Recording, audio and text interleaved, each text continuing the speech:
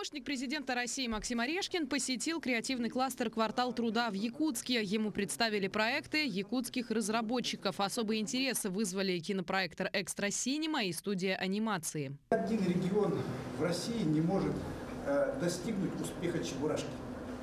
А наш фильм собирает практически такое же количество зрителей и кассы, как первый российский фильм.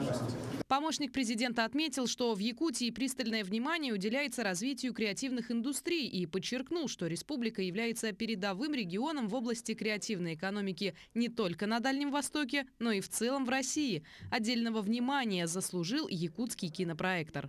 Надеемся, что при поддержке Максима Станиславовича получится сделать так, что этот проект получит распространение и, в первую очередь, конечно, будет распространяться в таких небольших населенных пунктах, где на самом деле у нас в России 40 тысяч домов культуры, которые на самом деле могут стать кинотеатрами, но пока еще там нет показа кино.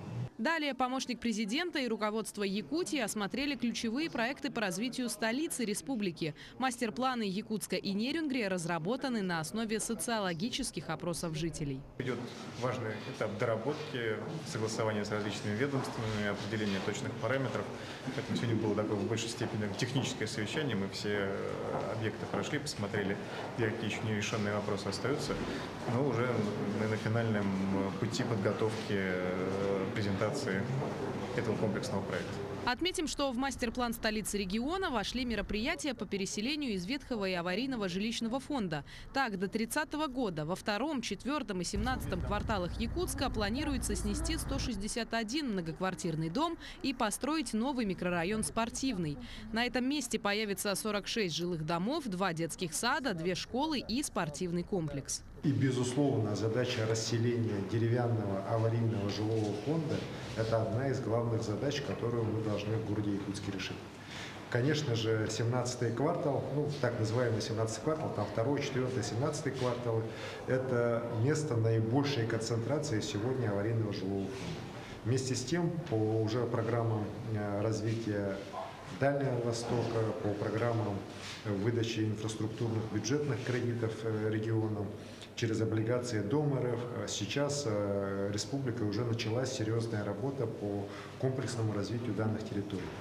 Министерство развития Дальнего Востока и Арктики окажет поддержку по развитию городов республики. Работа, по словам министра Алексея Чекункова, в данном направлении продолжается. Так, в рамках президентской субсидии республике выделено около 13 миллиардов рублей. Средства направят на строительство социальных объектов и обустройство дворовых территорий. Обязательно хотим тиражировать успешный опыт, который сделан по освещению городов. У нас уже подписано концессионное соглашение «Светлое Биробиджан», «Светлая Чита», и мы надеемся, что «Светлый Якутск» последует в рамках реализации мастер-плана. Ну и, конечно, объекты спорта. Это очень важно. В Якутии хорошая спортивная школа по целому ряду дисциплин, поэтому спортивный центр, в том числе для организации Центрального парка культуры и отдыха, рассчитываем, что может быть создан по механизму дальневосточной концессии. Финальная защита мастер-плана столицы региона перед президентом России Владимиром Путиным запланирована ближе к лету этого года. Помощник президента России продолжит свою работу в республике и также посетит город Нерюнгри. Надежда Саханская, Григорий Охлопков, Павел Пахомов. Якутск.